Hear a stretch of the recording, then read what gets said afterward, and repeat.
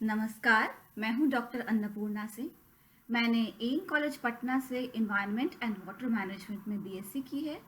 मैंने बाबा साहब भीमराव अंबेडकर यूनिवर्सिटी लखनऊ से environmental science में एमएससी और पीएचडी की है। और मैंने कैंसर स्टेट यूनिवर्सिटी से रीजनल एंड कम्युनिटी प्लानिंग मतलब अर्बन प्लानिंग में मास्टर्स किया है। इस वक्त मैं अमेरिकन प्लानिंग एसोसिएशन कैलिफोर्निया के साथ काम करती हूँ और शहरों के सौंदर्यीकरण और विकास के बारे में सलाह देती हूँ। मेरे कुछ प्रियजन इस बात से नाराज रहते हैं कि मैंने अपने देश की तरक्की के लिए कोई खास योगदान नहीं दिया है, तो आज मैं उनकी नाराजगी दूर करना चाहती हूँ और इन्वायरमेंटल साइंस के जितने भी छात्र छात्राएं हैं उन सबकी मदद के लिए एक लेक्चर सीरीज शुरू करना चाहती हूँ, जिसमें मैं इन्वायरमेंटल साइंस के हर एक सब टॉपिक को आसान भाषा में डिस्कस करूँगी। मैं अपने वीडियोस में इंग्लिश और हिंदी दोनों ही भाषाओं का प्रयोग करूँगी ताकि सभी स्टूडेंट्स को आसानी से समझ में आ जाए, क्योंकि स्टूडेंट्स बोलचाल की भाषा में अक्सर हिंदी का प्रयोग करते हैं पर एग्जाम में आंसर्स वो अंग्रेजी में ही लिखते हैं, इसलिए दोनों ही भाषाओं का प्रयोग करूँगी। तो चलिए मैं शुरू करती हूँ। तो सबसे पहले इस प्रश्न ये आता है कि इन्वायरमेंटल साइंस क्या है। What is environmental sciences? Environmental sciences is a multidisciplinary subject that studies the relationship of organisms with their environment. अब यहाँ पर ध्यान देने वाली बात यह है क्योंकि एक मल्टीडिसिप्लिनरी सब्जेक्ट है। तो मल्टीडिसिप्लिनरी का मतलब होता है कि कई सब्जेक्ट्स का मेल है।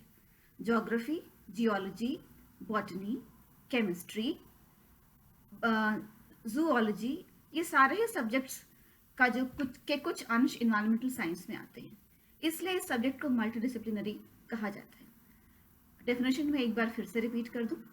Environmental sciences is a multidisciplinary subject that studies the relationship of organisms with their environment. It also studies solutions to environmental problems like biodiversity loss, climate change, the energy crisis, etc. etc. दूसरा सवाल यह है कि environment क्या है।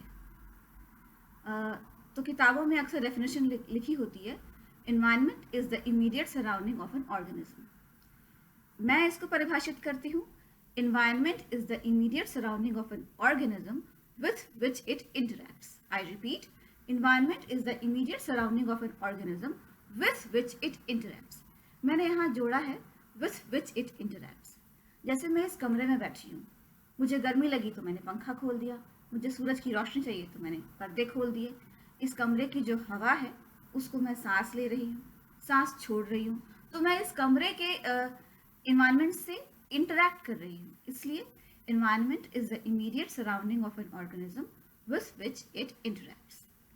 तीसरा एक शब्द है जो आजकल बहुत प्रयोग में आता है और स्टूडेंट्स को जरूर जानना चाहिए, वो है सस्टेनेबल डेवलपमेंट। सस्टेनेबल डेवलपमेंट क्या है? What is sustainable development? What do you know about sustainable development? How do you define sustainable development? एक ही प्रश्न को पूछने के कई तरीके हैं। Sustainable development is the development that meets the needs of the present generation without compromising the ability of the future generations to meet their own needs. I repeat, sustainable development is a development that meets the needs of the present generation without compromising the ability of the future generation to meet their own needs. ये तीन शब्दों का mail है, sustain, able, development. Sustain मतलब जो लंबे समय तक चले, एबल मतलब काबिल या लायक, और डेवलपमेंट मतलब विकास, लंबे समय तक चलने के लायक विकास। यही है सस्टेनेबल डेवलपमेंट। जैसे अगर हमारी पीढ़ी अपने सारे खनिज पदार्थ या ऑयल रिसोर्सेज को तो इस गति से इस्तेमाल करे कि हमारी पीढ़ी का तो पूर्ण विकास हो पर अगली पीढ़ी के लिए कुछ बचे ही ना, तो वो सस्टेनेबल डेवलपमेंट नहीं है। सस्टेनेबल डेवलपमेंट तो तब होगा जब हम अपने सभी रिसोर्सेज को इस गति से इस्तेमाल करेंगे कि हमारा भी विकास हो और अगली पीढ़ी के लिए भी कुछ बचे, तभी कहलाएगा सस्टेनेबल डेवलपमेंट। प्रश्न एक ये है कि सस्टेनेबल डेवलपमेंट जो शब्द है वो पहली बार कहाँ प्रयोग हुआ? तो पहली बार सस्टेनेबल डेवलपमेंट प्रयोग हुआ 1987 में एक रिपोर्ट में, जिस रिपोर्ट का नाम था आवर कॉमन फ्यूचर। इस रिपोर्ट को ब्रंटलैंड रिपोर्ट भी कहते हैं। 1983 में एक कमीशन का गठन हुआ जिसको कहते थे ब्रंटलैंड कमीशन। उस कमीशन की चेयरपर्सन थी ग्रो हार्लेम ब्रंटलैंड, जो कि नॉर्वे की प्राइम मिनिस्टर थी, और उन्हीं के नेतृत्व में इस कमीशन का गठन हुआ।